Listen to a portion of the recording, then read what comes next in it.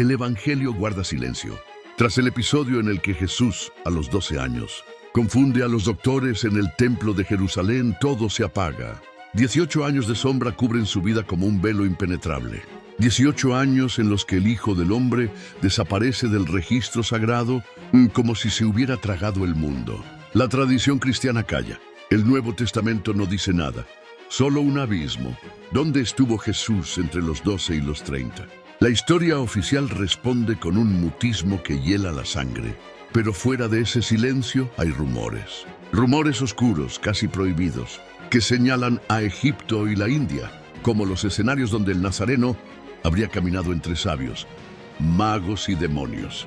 Suscríbete, deja tu like y adéntrate con nosotros en esta historia que la gente susurra.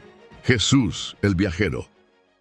Egipto, tierra de tumbas y resurrecciones, cuna de Moisés y del Éxodo. Allí, José y María habían huido con el niño para salvarlo de la espada de Herodes. ¿Volvió Jesús a esa tierra en su juventud? Las tradiciones coptas afirman que sí. El Evangelio árabe de la infancia describe cómo el joven Jesús obraba milagros en la ribera del Nilo, transformando barro en aves vivas y sanando enfermos. Pero más inquietante aún, lo describen enfrentando a demonios egipcios que huían a su sola presencia. Los templos de Tebas, Luxor y Alejandría eran entonces refugio de los gnósticos y de la sabiduría hermética. ¿Bebió Jesús de esas fuentes? Algunos estudiosos sugieren que en Alejandría, centro del saber antiguo, pudo haber encontrado las semillas de un conocimiento que luego transformaría en su mensaje. Pero esta teoría tiene un costado más oscuro. En Egipto persistía la sombra de los ritos de Osiris, Dios que muere y resucita. La similitud con la pasión y resurrección de Cristo es escalofriante. ¿Fue Jesús un eco de esos mitos, o los mitos fueron profecías de su destino? La iglesia primitiva combatió con fiereza cualquier insinuación de que la fe cristiana tuviera raíces en las religiones egipcias. Sin embargo, los paralelos son tan siniestros que se levantan como espectros imposibles de enterrar. Más allá del desierto, tras los montes y el vasto horizonte, yace otra teoría. En el siglo XIX, el viajero ruso Nikolás Notovich afirmó haber descubierto un manuscrito en el monasterio de Emis, en el Tíbet, donde se narraba la vida de un joven llamado Isa, que llegó desde Occidente para aprender la ley de los Vedas y los sutras budistas. El texto decía que Isa, nombre sorprendentemente similar a Jesús en árabe, Isa, fue discípulo de sabios, predicó contra las castas y defendió a los humildes. Luego, perseguido por los sacerdotes, huyó de la India hacia Occidente. La historia fue rechazada por la Iglesia como fraude. Sin embargo, viajeros posteriores, como Swami Abhedananda en 1922, aseguraron haber visto manuscritos similares. En Emis, el silencio vuelve a cerrarse. Los textos desaparecen, los testimonios se contradicen, el misterio se espesa. ¿Es posible que Jesús aprendiera del budismo la renuncia a lo material, la compasión universal, la idea de un reino no terrenal, la semejanza entre las bienaventuranzas y ciertos pasajes del Dhammapada budista abre un abismo inquietante? Pero si esto fuera cierto, entonces el Nazareno no solo fue hijo de Israel, sino viajero entre culturas, recolector de verdades antiguas, portador de un fuego universal. ¿Por qué callan los evangelios? ¿Por qué no nos cuentan nada entre los 12 y los 30 años? Algunos teólogos dicen que no hay nada que contar.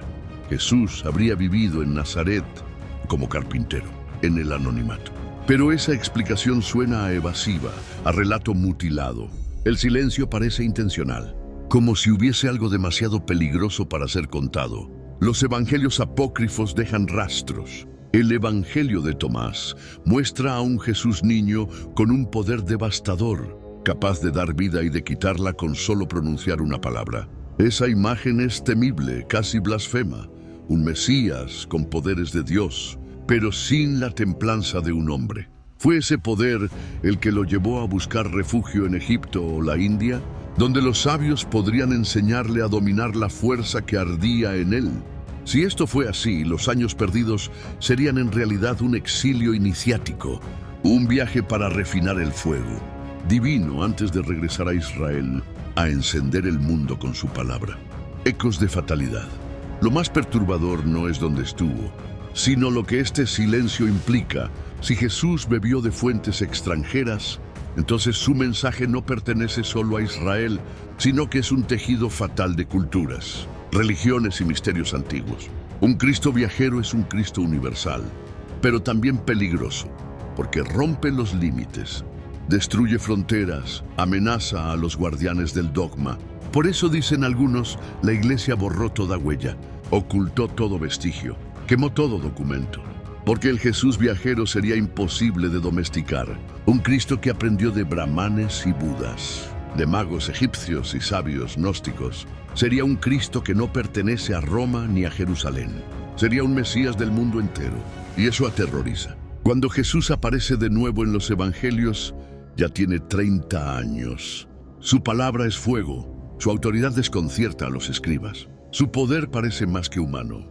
Es como si hubiese regresado de un viaje a lo desconocido, marcado por visiones y saberes secretos. El hombre que salió del Jordán, tras ser bautizado por Juan, ya no es el adolescente que asombraba en el templo.